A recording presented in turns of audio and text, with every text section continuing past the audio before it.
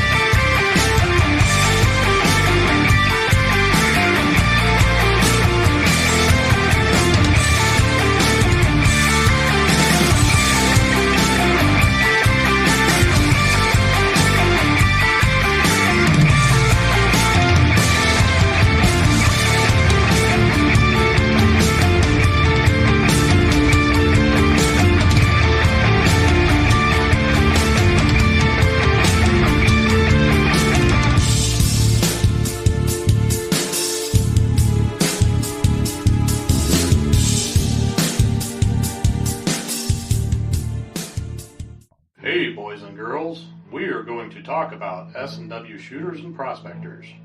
What is S&W shooters and prospectors? We at S&W Shooters and Prospectors help people find treasure. Did you say treasure? Yes, treasure. Just listen to this amazing review from our happy customer, Jackie Sparrow. Chocolate ship shape and a pleasure to deal with. I was able to buy everything that I needed at prices that were shillings less than others. I found my 9 pieces of 8 in no time. Savvy? I know you're asking yourself, why should I shop at S&W Shooter and Prospectors? Chuck Smalley has over 45 years of metal detecting experience. He works with each customer one-on-one to customize their setup to match their skill level. So if you always dreamt of being a pirate, contact Chuck at S&W Shooters and Prospectors and he'll dig up a great deal for you. Eye patch and rum not included. Caution.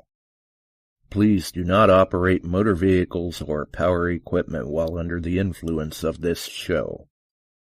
Listening to this show could cause side effects such as bouts of laughter, violent binges of cabin fever, and even dreams of silver and gold. Please be advised. Now that the fine print is out of the way, on with the show. All right, we're back. Basically on time. We're off to a better start than we were yesterday anyway. Or Wednesday. See, my days are all mixed up. I don't know if I'm coming or going. That's the way it goes though. So we are back. Hopefully the audio is fine. We'll see. Hopefully everything's doing okay. I see everybody's dropping in. So we'll get right into things for everyone. That way we don't keep them waiting like we did Wednesday. But first, some just crazy stuff. I don't know. I didn't even bother to run this past, like third-party fact checkers or anything like that, because in the day and age that we're in, I can see it. I can believe it. So, believe it or not, apparently there are companies out there that you can hire. They are willing to provide their services to you. You can hire them to quit your job for you. Oh know, the times that we're in, you got to laugh. But here's the funniest part. Apparently, for return clients, like I said, don't quote me, I haven't done any third-party fact checking, but if you are a return client, they will give you a 50% discount. And I'm kind of thinking, really? You need the 50% discount because you got no job. You can't afford this. You can't afford to keep hiring people to quit your job for you. So, with that being said, I don't know what these companies charge, and if you folks can find the companies and see what they charge, I'd be curious to know, because I'm more than happy to offer my services at half of what they charge. I will call your employer for you, and I can quit your job for you. Disclaimer, you may have to sign a contract that states you do realize you will not be rehirable for the job. Just throwing that out there. I mean, I'm more than happy to do my part for the economy. Either way, let's get Chuck in here too, because we've got crazy stuff going on. Hey, Going, Chuck? it's going well. Going well. And got things lined up and packed up and rechecked and repacked and take this away, but add this and hey Tom, how you doing? And just moving ahead. Frank come over for a while today, had some settings. We worked on his detector a little bit. Got some settings in his MANTICORE for him that he got given to him by Clay. So we were checking his out. Mine's all packed up, and whatever I do here won't work over there. So I'll be doing a few changes and checks and things like that when I get over there. So, but yeah, you can hire a company to write your resume, have it all set up for you. And if they come in, so you might as well hire a company to get your ass fired. Yeah. Sam, or quit. I would say that is just so silly it can't be true, but nothing surprises me anymore. Right. Okay, I got a couple questions. Alan, talk to Kevin. Kevin has that detector. He will be over your way, buddy. And hey, Clay, Frank, Mike, everybody say hey. So, but yep, that'll be brought over by Kevin. He'll bring you that detector for the hunt. Nice. Now we got the busy stuff out of the way. Oh, and I'm sure there's plenty of people wishing you good luck and safe travels on your England trip. And Suki's actually tuning in from the hospital tonight, so well wishes. Oh. Well, good. I hope all's well, Suki. Everything went well. Sounds like they're getting everything straightened out, and she should get to come home Tuesday or sooner if possible. Yep. That'd be great. I see the Bills are in. Mike's in from Central. We got a full house. We got a full house. They're all fired up. Dennis is in. Yeah, we got. So really, Clay's not doing much different than I already do. The only thing is, I run the iron volume differently. I think that's because I got old ears. Well, maybe you just need a good pair of headphones. I got them. And I run a threshold. Ah, see, now that's the old school hunting. Yep. That's the way to do it. Yep. I run the threshold up to where I can just barely hear it. Yep. Minimum threshold. Minimum threshold. It comes in handy. People would be surprised, but that threshold really is an extra tool in the toolbox. You'd be surprised. You can get more out of using that threshold properly. Yep. So, and everybody's excited, Alan. They're looking forward to the hunt, buddy. Oh, yeah, they are. And I thought I saw a post from from John today that Grandpa. he's celebrating his baby having a baby. Yep, that was good. That ought to make him feel old. Maybe he'll need a better pair of headphones. Well, not necessarily headphones, just hearing protectors. Well, yeah, that could be too. That could That's be good. Alan says he's old. Nice. No, about time. By the time I get back, we'll have some fields to hunt. Frank says one of our fields that we hunt is already picked, so they'll probably be getting after that. But we do need a little bit more rain. Yes, we do. Boy, you're watching your little video there. You charging around on the tractor you got fixed up. That's dry. You're dry. Oh yeah, I'm kicking up dust. We did, and the funny thing is, we actually got rain that day. Oh, did you? And we were still that dry.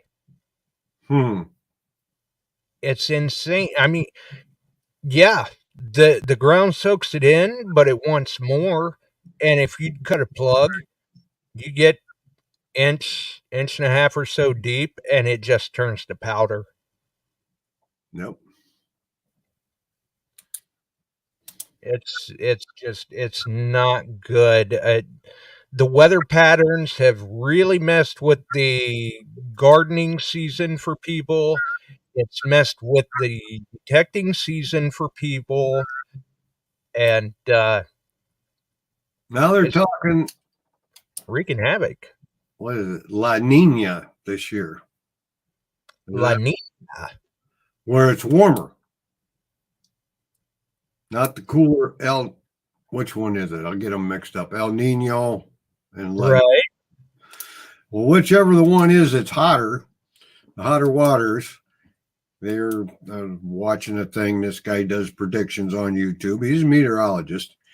What's coming and what's possibly coming. And he's very good at saying possibly. And aren't they all? Oh yeah. So yeah, I mean, and I'll tell you, for as warm and dry as it has been, we're actually under a patchy frost advisory. It's supposed to get down to 36 here tonight. It was 48 here. When I got up, it was 48. About 6 this morning. So we didn't get that. Mother Nature is off her meds and she's bipolar. Now, Tam, why do you want cold and snowy? Get it out.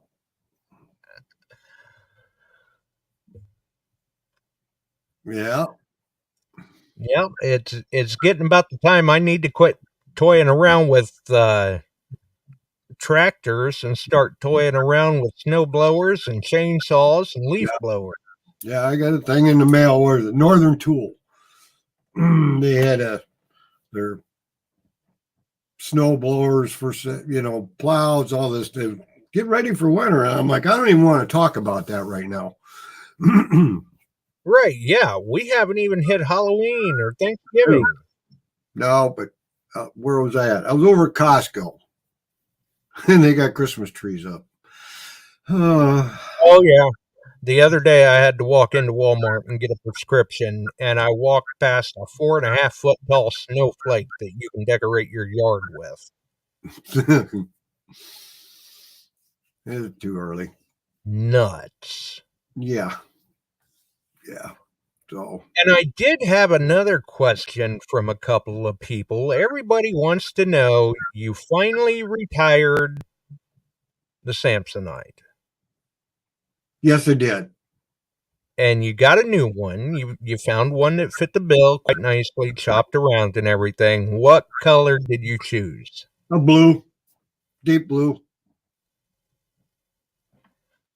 Ah, They had black, blue, and green, and the green I didn't like as much as I liked the blue. Thought I could spot it better, and then Jill did a thing on the handle for me today with a red wrap, so I can pick that out, and then I'll have a tag on it and that kind of stuff. So yeah, I got a blue one. oh, there you go. Yeah, make it easy to spot on the conveyor. Yeah, I mean, I don't care what color you got.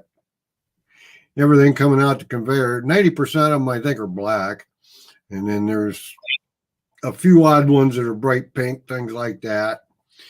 So, Hey, that's why when I would fly, if I was taking my Pelican with me, anywhere I'd go, or if somebody sent me a detecting sticker, I'd throw it on that Pelican. That way it was easy to spot.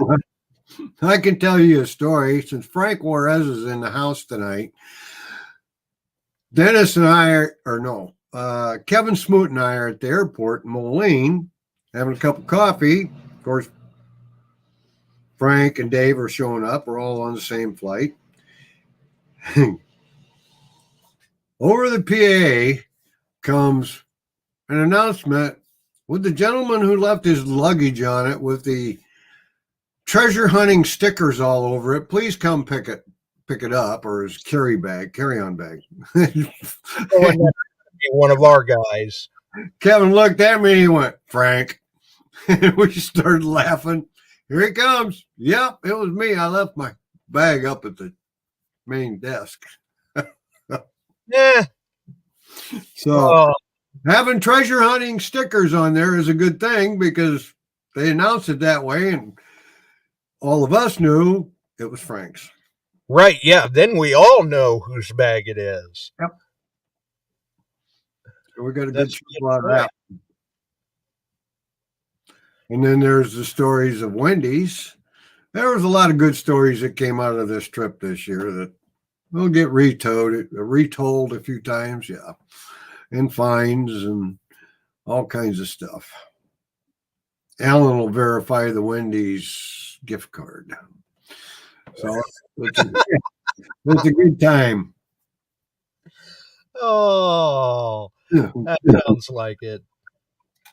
That does sound like it. Yeah. So I got to get something on there yet, but it's not a hard-sided case. It's a canvas style. Oh, I see. Mm-hmm. I looked at the hard-sided ones and they were all just too small. Well, Jill's all sorts of crafty. Maybe she could stitch something on there for you. Yep. So she's the one got the handle wrapped. And I see a new piece of luggage with an S&W patch on it. Well, I was thinking about that, but she'd have to sew that in there, so it's pretty heavy stuff. And let's see. ORH says it's a good thing they didn't announce, come get your bag of treasure. Half the people in the airport would claim it. Yeah, that's true. Right. Everybody would have had no problem boarding the plane after that. Half the airport would have went to the desk. I bet I could have answered that for you, Alan. That's good. Yes, Dennis, have you been to Wendy's yet? No.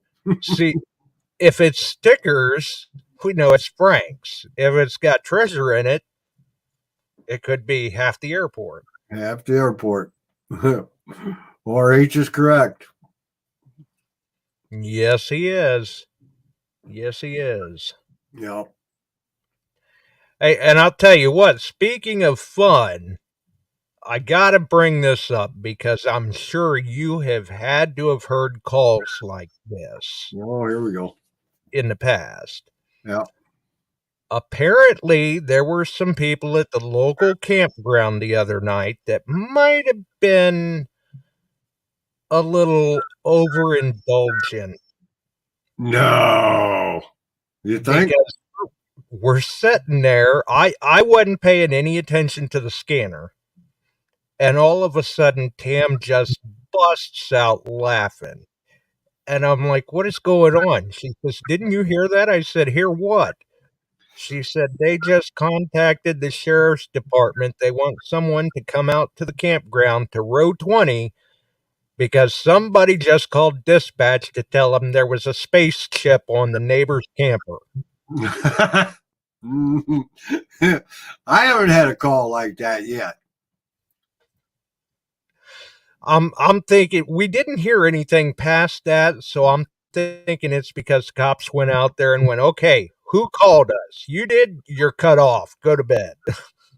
Well, we had one call where we had a guy, neighbor called in on his neighbor that he was on the roof of the Bible, not dressed, preaching to the neighborhood dogs.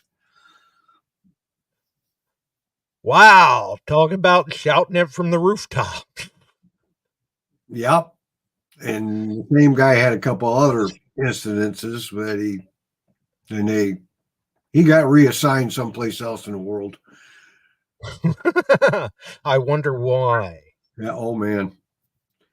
I mean, we get some strange calls. I mean, but we're one of those counties where it's not all that unusual, and it's happened more than once, where somebody gets a little too lit up and calls 911 because they ran out of beer. They usually get educated pretty quickly on the proper use of emergency systems. Well, if you want to look it up, you can find this one. It's an actual call to a 911 dispatch. It's called BAMBulance, B-A-M-B, Bambulance. It'll pop up and you listen to it. And every time I've ever listened to that, I get to laughing so hard. And you need to just go to that and find that. The guy calls in, he hit a deer, and you got to listen to it. It's an actual 911 dispatch call, and I need the ambulance. I need the ambulance now. So that's on the net. You can get that. There's several of them like that on there. Oh my God. Oh yeah, I'm sure they can find it, no problem. I'll tell you a story about our dispatchers. 2 years ago, we have a fire science night, and we're in conjunction with the library. We bring the kids in and their parents, and they get to go through fire extinguisher training, and we build the dollhouse showing how doors being closed prevents fire spread and how fire spreads, and we burn it outside, and then they get to come in, and every other year, this year we're bringing them in. We bring in several dispatchers. We put them in our radio room on the call line at 2371, and then they can dial out from our conference room area, and we let the kids call it in and treat it, and they treat that like a 911 call, and they walk them through. And I'm talking any 3 and 4 year olds all the way up to early teens, because they're a little overwhelmed by it, and we teach them how to talk to dispatcher. And this last year, one of the mothers, her 4-year-old turning 5 at that time, had just went through it. This 6-8 months later, mom had anaphylactic shock, went down, and her little girl went and called 911 and was able to talk to the dispatchers and give them all the information that she'd been taught to give them at our classes for the kids. So now how cool is that? Yes, and they'll be back, and that family's coming to Science Night here at first week of October again, and talk with the dispatchers and thank them for what they did. That is really cool. I mean, Yep. you go through these, send them through these training scenarios and everything and hope that at least a little bit of it sinks in. It is awesome. And really hit home. You guys watch my Facebook. I hope to be able to take pictures. That'll be in around the first Tuesday of October. I think we're having it that night. And we've got stuff all planned again. And they get of course, I love the little ones. They all want to get up in the fire truck. And then they get there and it's like Santa Claus. They won't go up. They won't get in the truck. But then there's always the one that gets up and they're throwing every switch, and there's that one chain hanging down that they got to pull. Well, that air horn's live all the time. And I just wait for it to happen. It happens every year. Wonk. They come out of there either crying or laughing, one or the other. After you peel the parents off the ceiling. Yeah. Oh, yeah. That we wait for that. It's fun. That's good entertainment. Yep. And but that is a actual call. I would love to have the recording of her telling my mommy's down, she can't breathe. Basically, I actually have the Tracy, the dispatcher, coming out that worked the call, and she'd actually worked with the little girl and training her. Oh, wow. That's even cooler. Yep. Probably saved mom's life. Well, yeah, no doubt. It's always something that, we teach the kids extinguishers, teach them how to set up a plan to get out of the house. We teach the kids this. Moms and dads are there, but then the kids get home and they want them to do it, so it actually gets done. And we teach them about the importance of the smoke detectors, if you're changing the batteries, have an escape plan, closing the doors on rooms that don't need to have the doors open. It stops fire spreading a lot of houses, things like that, if things do happen. So that's all part of it. And we try to teach the kids. And then some of these kids in the past have come through that, and now they're getting up and 14, 15 years old. We have a cadet program that starts at 16.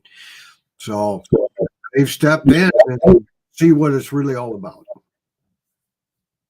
Yeah, definitely. So kind of gets them interested and involved and educated early. And then who knows, maybe you've got a future firefighter on your hands. Yep. Or EMS. Got one that works too. Out to the point, one of the kids in town came through and learned EMS. They moved. She's just about a nurse practitioner right now. She's just about finished up. Wow. I told her she's welcome to move back to town. I could sure use her in town. Right? Tell her, say, come on back. We'll put you to work. Yes, we will. So, and Barb said the first person she did CPR on was her dad, and it wasn't his time to go. So that's cool. Right. So if you all got the chance, if you haven't done it, go get your CPR. I'll push that real hard. It's worth it. It's really worth it. Okay, I'm off the soapbox now about that. See that Bill found the link for the ambulance. Oh, did he? Yeah, so people are probably getting a kick out of that. I see it maybe in a little different light than most of you will, but that has me in tears when I listen to it. I can't imagine. Oh, Lord. Because I've heard recordings of a little guy calling in to 911 needing help with his math. Yeah. And the dispatcher helped him. Oh, wow. Yeah. So. Well, they figured he needed help. Yep. Yep. So that's good. So you're leaving Wednesday. Yeah. And you'll be back the 22nd, 23rd, 4th. 4th, 24th. Yeah, Okay. that's a daytime flight. We get back. Oh, I don't get home till 9:40 at night. There's about a 3-hour layover in Chicago. But yeah. I see. And for people that may be wondering, because I know there had been a couple of people that had asked me in the past, if like photos of finds get posted up from the group that you're going to be with over in England, and I've just been telling them, well, just keep an eye on Chicago Ron's page because, I mean, it's his group. I'm sorry. There is a website for the Colchester area, and I don't remember the name of it. And I wish Tim was on board here. He could tell it to me, and so you guys can follow that link. And but to get onto the site itself or be a member of it, you got to contact Chris over there, and he'll issue you you got to become a member. You got to post. He's got a bunch of rules on there, but you can still see the postings. Right. So I imagine it'll probably do everyone just as well, just to make sure and follow Chicago Ron's page. And I'm sure he'll be posting up a number of the finds, maybe even some videos. Follow your page. Yeah, he posts up. If somebody gets gold, I'll guarantee you it'll be posted up. Or some good hammered, or unusual things, neat things. Sir Alfred. Who? Sir Alfred. Whoever. Oh. Yeah. Welcome aboard. Do they still do on that Colchester metal detecting? There are only 2. They will see it. Yep. Do they still do the gold ball? As far as I know, they do. Wow. I don't know, maybe I've just missed the post. It's been a while since I've seen him do the gold ball. Mm-hmm. Yeah, I had a dance around it. Yeah. So, any aspirations, hopes? Oh, hey, did you happen to see the post from Detective Hall? I missed that. They found a hoard. A gentleman found a hoard of. Again? Nice. Oh, I think they call these things royals. They're big gold pieces, and I think there was 15 of these monstrous gold. They were gorgeous. It's up. I shared it to my page, or Chuck Smalley. I shared it there. You can see that. Oh man, and that was at Detective Hall of all places. They've had 2 years running now. They did 2 years in a row now. Mm-hmm. Gold coin hoard. Really neat. Boy, the museums are going to be trying to latch on to that one if they can afford it. Seems like the London Museum, main British Museum, can afford them. But, now it's between the finder, the farmer, and how they're going to handle it with the museum and split it, whatever. But that's a good problem to have if you can get into that level. Yeah. That is definitely a good problem to have. If you get into that level, make sure you take lots of photos. Oh, they got some beautiful pictures of these coins. Okay, Dennis said at 18 gold guineas. They're big. They're good size ones. Wow. I'll have to check that out. Yep.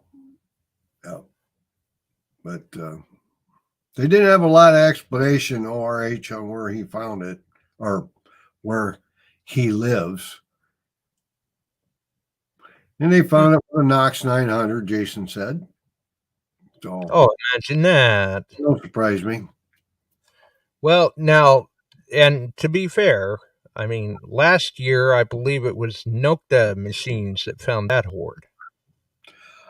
I think it was. That was the one that was in a. They made a bank out of a rock, out of something, and it had been hit and broken open, and they found all this gold laying. And then they found the rest of it. Right. That was a nice find. They were all Celtic, though. All standard. Hey, either way, I mean, if you can find more than one gold coin, it's a great day. Oh, yeah. Hey, one gold coin's a good day. Yeah, by hand. Oh, yeah. Yeah, absolutely. Yeah, 1771 and 1794 King George III's Dennis putting up there. Pretty nice find. Nice. Yeah, can't beat it. They were still, I think they were probably milled.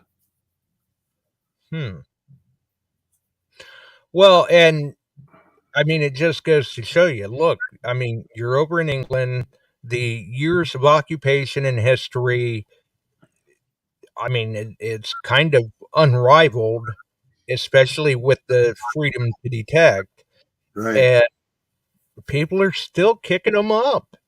And you're going to be on a location that has been off limits for 12 years?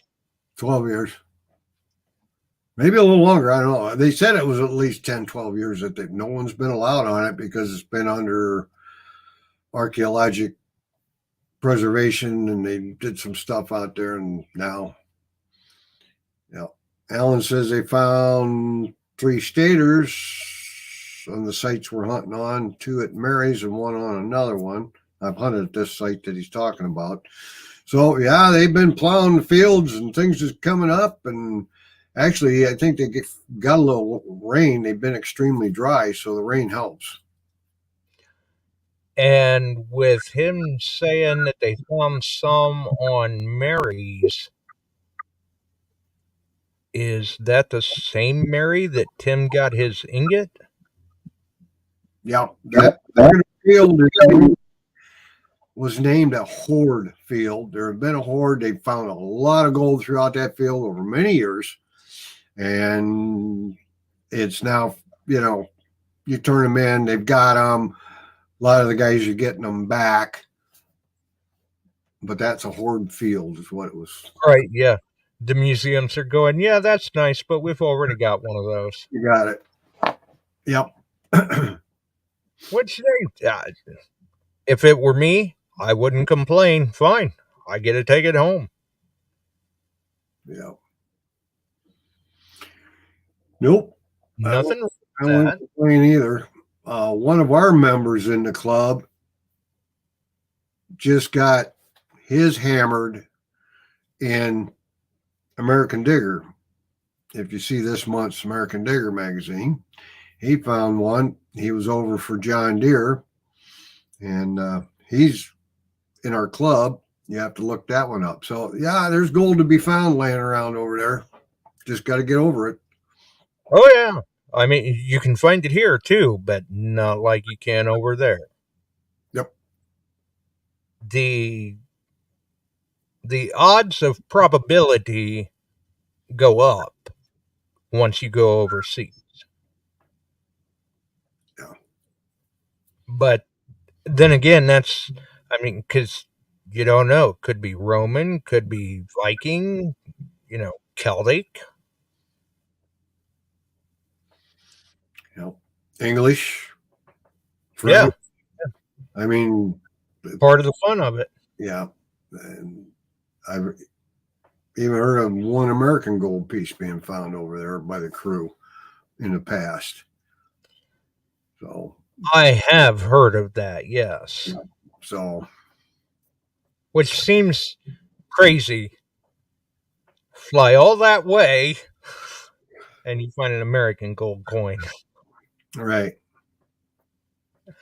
But hey, gold's gold. I'll take a nugget. I'll take a coin. Who cares? Rings, you betcha. Yeah, absolutely. Good thing. Keep throwing it at me. I'll keep looking for it. Yeah, ain't nothing wrong with that. Yep. Take it, throw it in the pouch, bring it home, stash it away, go out and get another piece. Mm-hmm. Yep. And with the coming trip to England, have you been keeping an eye on the gold and silver? Yes. Gold's kind of hovering at 2,500. Silver kind of, it touched 30 again, but she's back down with 27, somewhere in that range. So. And that's just crazy. I can remember a time when everybody said, oh, that's insane. It'll never break $2,000. It did. And how? It definitely did that. What surprises me, people are buying gold heavier now with it higher because they can't keep a lot of the rounds, ingots, coins in stock. So they're buying more gold than I think they're selling it. Same way. Now, I follow this guy. He goes around. He's on YouTube. He's out of the Midwest here. And he's always talking about the silver sales and this stuff. And he calls different coin dealers, doesn't necessarily give a name of them, around the country and see what their offer is for rounds, bars, this kind of stuff that he's got for sale. And he compares to what they're giving and buying and what they're selling over spot for. It's kind of interesting. But there's not a lot of spot plus going on that's major on silver. Gold there is. Really? Because there have been times where I've seen a little bit of a high spot plus on silver, but I guess it makes sense. Right now, everybody's wanting gold, apparently, so the premium of the spot plus is going to be over on the gold side. It has been. I've seen quite a spread on gold. And, okay, let's 10th ounce. Mm-hmm. Yes, 10th ounce. There's about a $28 premium right now on that. Yeah. Wow. Yeah. And back in the day, when gold was less and I was still working all the time, I was buying a 1/10 ounce a week. Ooh. And you want to know what they cost? I've got a couple of them with $60 for a 10th ounce. Oh. And I probably had a $10 premium on it, 12. Missed opportunities. What's that 10th ounce worth now? $328. Because some of them are pandas, some of them are U.S., some are single. I got the Panther, the Dragons. They bring a premium because they actually kind of the Dragons. They're from 80, 86 up, 85, 86 up. Yeah, I know that the Dragons bring a premium. I'm huge on Dragons, but every time I look at the Dragon rounds, whether they're silver, whether they're gold, I just can't justify pulling the trigger. They want too much. Yeah, Kevin, we've had guys predict that same. Here's what Kevin had to say. We had a guest speaker at Will County Club many years ago that predicted gold would go over 2K and silver over 100 within 10 years, and that was back around 2010. And I fully expect it's going to level out for a while, and I expect it to hit 3K. Well, and silver's been dancing. And silver, yeah, silver's hitting hard resistance around the $30 to $31 mark, and it drops back. Right. Yeah, it starts to climb, and then it's like it just hits a wall, loses all its momentum. So, and I'm seeing some guys, I mean, they're shopping silver. They're going to flea markets. They're doing this. I see guys picking stuff up like that, and they're doing pretty good on it. And this past year, all our 90% silver coins, basically what we find, what we've accumulated as detectors, what you may have traded, bought for, whatever, they call that cull silver, because we've gotten to the point just about have to have, if you've got a collectible one, you about have to have it sent in and graded to bring it up. You about have to have it slabbed if you're going to get anything out of it. Right. Well, 30 grams, Barb, is a fair amount if it's 14K to 18K. She's got a necklace and chain, mermaid, weighs 30 grams. So 1 ounce, 31.1 approximately. Right. Yep. But that, yeah, I guess I should have been paying a little closer attention to gold, because if 10th ounce gold coins are going for $320, I may have to do some digging myself. I've seen it less and I've seen it a little more. It depends upon which buyer or which seller you're going to. Jam Bullion's a good one to buy from. They don't have quite as much spread. That's part of the JM Bullion, I think, is through Silvertown. I'm not sure, but they all sell together. And and they're moving in big volumes, so they're able to have a lower. Yeah, and some guys that are silver stackers, you can get the blocks, you can get the Pamp Swiss that break down into tenths, kind of bug out money, that'll trade if they go to hell. Yep. So 1 gram bars, the 1 gram rounds, the heat poured ingots. Back then I thought a 1/10 ounce round was small. Then they started to come out with 1/20th, 1 gram, all kinds of smaller ones. So they get, actually, there's a bigger dollar spread for the seller of the 1 gram stuff. Oh, yeah, absolutely. I mean, if you can afford it, especially when it comes to silver, you're better off buying it ounce and larger quantities. Yeah, Emery, I have had a couple coins graded. And back when I did that, they got some specials now. It was about $30 a coin when I had some silver dollars done. Well, that's been a minute. They're up over 40 now, I think. Yeah, I was going to say, because I think some of them, depending on the grading company, you're probably in 40, 50, maybe even 60. Yeah. And PCGS and ANAX, NGC, they're all good. But it seems to me PCGS is the premier group. I had yeah, I believe so. Yes. I had a Buffalo nickel I sent in. I have had silver dollar. The Buffalo nickel's MS65, 1937. It was worth it. Wow. Nice.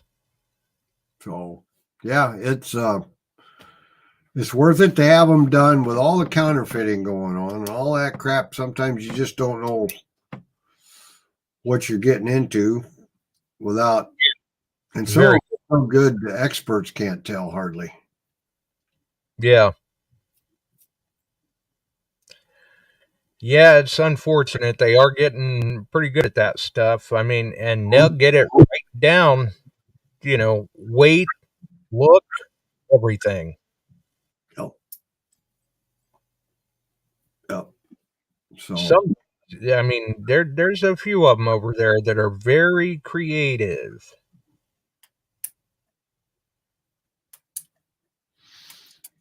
But at $2,500 an ounce, I don't know. It may be time for some people to think about getting off of their gold jewelry. well, I've been hedging on selling some of it, and there's always that little voice in the back going, "It's still going up." Well, it's Right, yeah, but wait, it could go higher. yeah, and then it crashes. Well, yeah, I mean, I guess that's the thing people have to stop and think about. Is it worth it to you to sell now?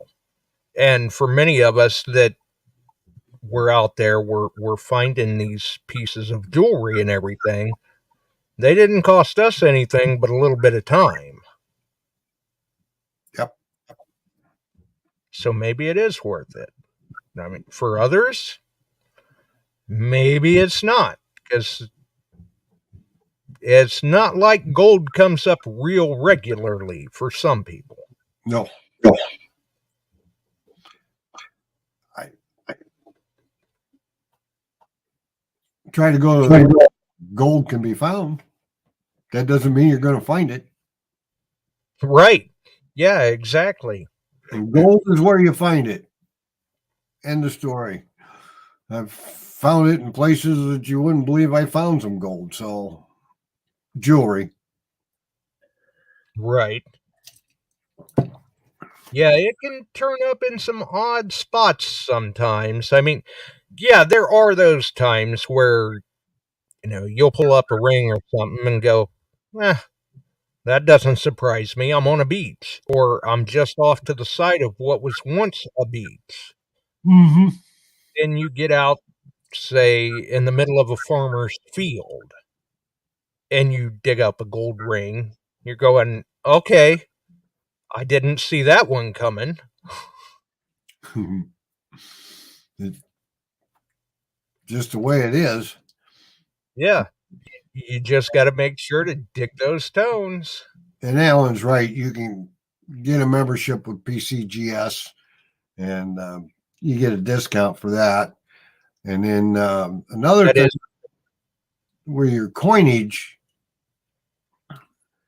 you got the red book, and that everybody, that's a standard. The real standard is what they call the gray sheet. right. You've got the red book, you've got the blue book, which will give you a little better idea of what that coin is worth to you trying to sell it. And then you've got the gray sheet, which will give you What dealers are paying. accuracy. Accuracy, you betcha. But you pay for that little. I've had it before, 300 and some bucks a year. I think it's come down a little bit, but that sets the norm for your pricing. Oh yeah, because people have to stop and think when say you go out and you find that phenomenal coin you were hoping to find, and you run home and you open up the red book or you open up the blue book so that you can see what that coin may be worth. Those prices are already a year out of date. Yeah. Where the gray sheet, correct me if I'm wrong, Chuck, but usually those prices are within a few weeks. Yeah, it's monthly. And they show all the trends, the swings, who's buying, what's not, buying. They got graphing. They have a lot of dealers feeding them a lot of information, but once the grading thing, if you get it graded, it comes back a good grade, go to the gray sheet and it will price what that particular coin may be trending in numbers. Of course, there's certain coins when you're talking onesie twosies, that's a Stacks and Bowers auction, what it went for. Oh, yeah. Yeah. So yeah, that gets up into the, we aren't just dealing a handful anymore. We may have something that's rare, even the low grades, that could bring a lot of money. Oh, yeah. You find the right coin, you may be talking a few $1,000s and up. Mm-hmm. Yes, sir. And it can be done. I mean, I know people that have done it. I've seen it happen. So have you. Yep. Seen some pretty good stuff come up. And oh, yeah. Jason's talking about the error coin market. It's crazy. And there are a lot of different quarter errors now. Barks is right. There's a lot of double strike in the cents also. Yes, and I don't know, the error market can be a very volatile market. Yeah. Because I mean, Now, you see it one day it's hot. Next week, it may not be. the first guy that found this error, and he may have 10 in a roll, and he gets it out there and it gets some recognition as an error, and then some guy finds a 5,000 penny box. They're all that error. Right. Yeah, the first guy made big bank on it. This guy, now the price just dropped. He flooded his market. Well, it's like the $50 Benjamin Franklin, the Bugs Bunny. Have you ever seen that? I've got one. I've got one MS-63. And there's a chip across the lip, and it looks like he's got Bugs Bunny teeth. Looks like he's got bug teeth. When that first came out, it was way up there, and then more were found, of course. And yeah, you can pick them up in nice grade like that for $60, 65, something like that. But it kind of the prices have really tanked on that. they tanked big time. That's an example. When they first came out, it was like, whoa. So it was a die crack that did that. Right. Take care, Alan. So good luck with Digfest. Yes, do well. So I'm sure they will. Which we'll have to get John and Alan or whoever on to do a recap of Digfest too. Oh yeah, I want to hear all about it. Of course, we'll have Frank Juarez is gone. I think Dennis is going over to that. Emery, Clay, Kevin, the whole clan. Kevin's got a delivery to make for me, so I'll get all the lowdown. Next year, I'm going to try and set it up so I don't have any interference with this, so I can go to their next hunt. That one sounds pretty cool. I can't say too much about it, but it sounds like it's going to be real cool.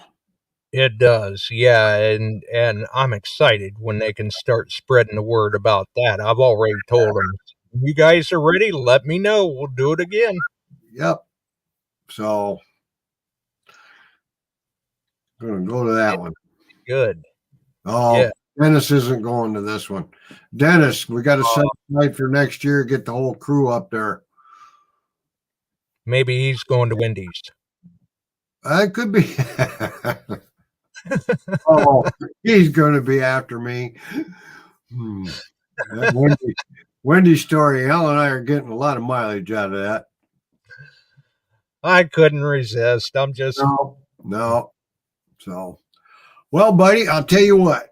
I'm going to go up and have a dish of ice cream, kick back, see what's going on. How about you? Yep, I think. Good job getting that tractor running. Right. Oh, well, thank you. Yeah, it had some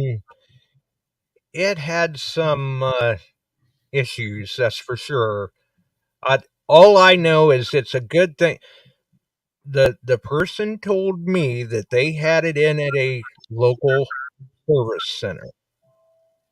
That service center is no longer open, and I think I understand why.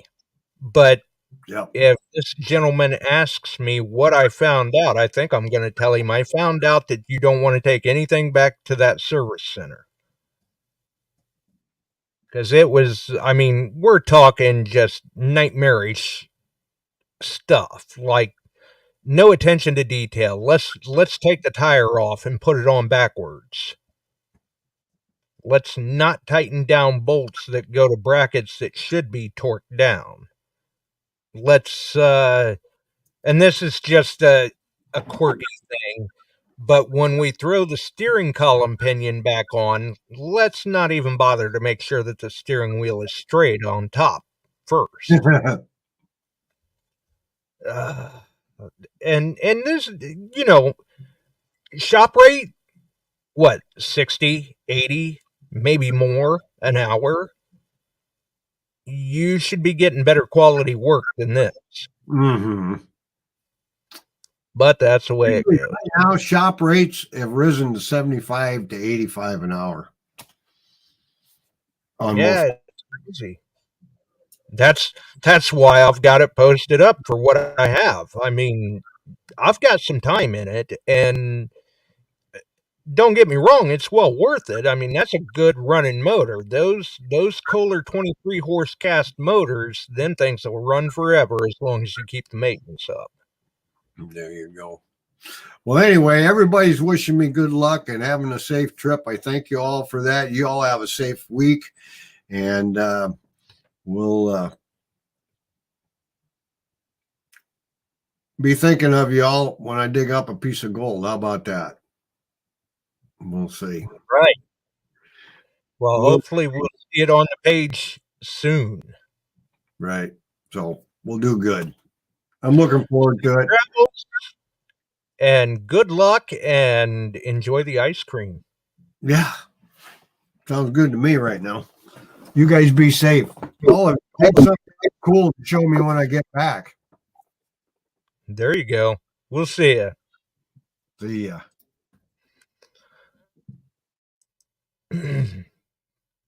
Okay.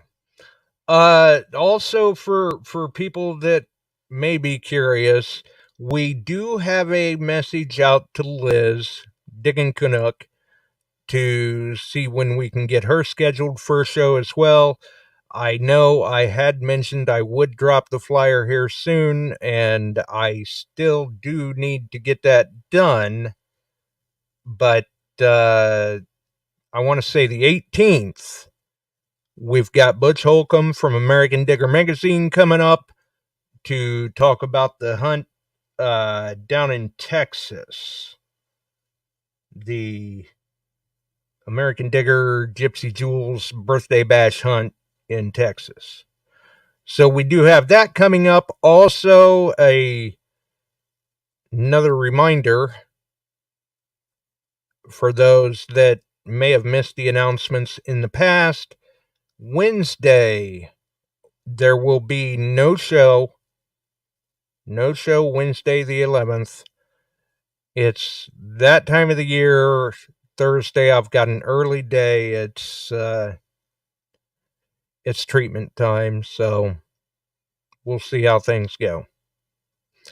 For everyone else, though, thanks for dropping by, joining in with us. If you enjoyed the show, throw us a like, yada yada. Tip your bartenders on the way out. Good luck to Chuck. We're out of here. We sure are glad you found us here tonight. Thanks for dropping by and joining in. If you like metal detecting, treasure hunting, gold prospecting, or even entertaining discussion, check us out Wednesdays and Sundays, 8 p.m. Eastern, on your favorite podcast distribution services.